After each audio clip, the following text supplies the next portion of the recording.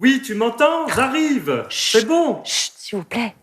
Vous avez forcément déjà vu et surtout entendu un voyageur dans le métro, le bus, le train qui hurle au téléphone comme s'il était seul au monde. Ce genre de nuisance sonore peut rendre fou et créer des incidents. Que faire? Lui dire de se taire? Parler aussi fort que lui? Voyons comment agir avec les haut-parleurs et Nabila Tabouri et Lara Péquez. Augmenter les décibels dans le bus. J'entends pas, tu peux parler plus fort? Étaler sa vie privée sur haut-parleur. Oui, je suis dans le métro. Ou regarder sa série préférée, le volume à fond. Oui, c'est le son. Oh oui, pardon, désolé. Ces scènes, nous on les a simulées. Mais est-ce vraiment le quotidien des voyageurs? On a fait le test d'abord sur une ligne de bus à Lyon. Je vais descendre là. Non, je vais descendre la prochaine façon.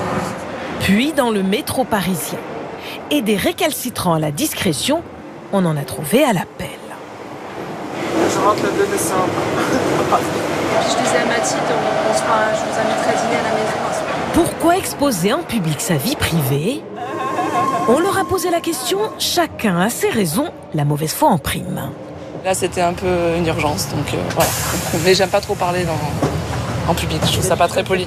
Si j'ai reçu un appel, je vais pas l'arrêter parce que je suis dans le métro. La personne, je l'ai parlé, elle n'entend pas.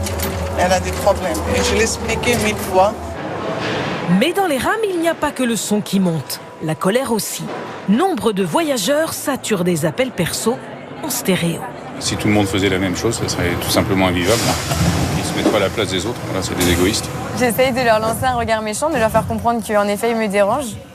Et surtout, j'essaye de monter le son dans mes écouteurs et d'essayer de faire abstraction. Moi, je suis des fois gênée. En fait, dans la vie des gens, comme ça, j'ai pas envie.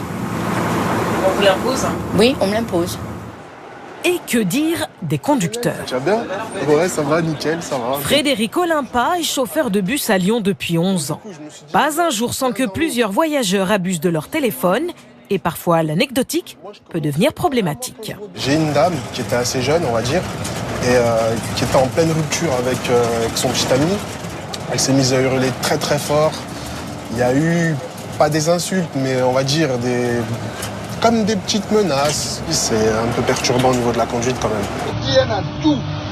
Sur les réseaux sociaux, certains s'amusent de ce qu'ils appellent les haut-parleurs. Ouais, parce qu'on ne s'entend même pas. Mais ça peut aussi dégénérer. On entend toutes nos conversations. Et alors, te plains pas que j'entende ton intimité, ma sœur. Ces gens-là, on pourrait les appeler des rustres, des malpolis ou des gougnafiers.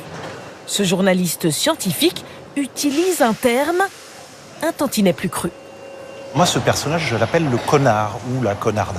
Le connard, c'est une personne qui se croit tout permis et qui ne s'excuse jamais. Et c'est valable au téléphone, dans une rame de métro. Derrière l'irrespect, il y a aussi une explication scientifique. Si, c'est très sérieux. Une personne qui parle fort à côté de vous, qu'en plus vous n'entendez que la moitié de la conversation. Et votre cerveau va chercher à combler le manque et essayer d'inventer la seconde partie qui lui manque. Et ça, c'est agaçant et c'est frustrant. Le cerveau, il n'aime pas ça, il n'est pas fait pour ça. Alors que faire face à ce sans-gêne? Certains le fuient, d'autres lui coupent la parole. Yeah, of course. Le youtubeur Boris Becker a une autre arme, l'humour. Dans le métro parisien, il se fait passer pour un touriste américain. Les voyageurs n'y voient que du feu. Certains s'énervent. Avant de comprendre la bonne blague.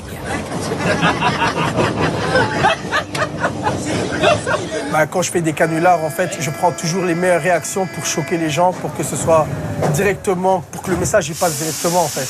Donc voilà, tu parles trop fort dans les métros, en fait, essaie de penser aux autres, en fait, qui reviennent du travail, qui veulent partir au travail, qui ont peut-être eu une mauvaise journée et qui veulent avoir leur tranquillité, en fait. Chacune de ces vidéos fait des millions de vues. Au-delà du rire, il n'espère qu'une chose, bouter ces indélicats hors des transports en commun.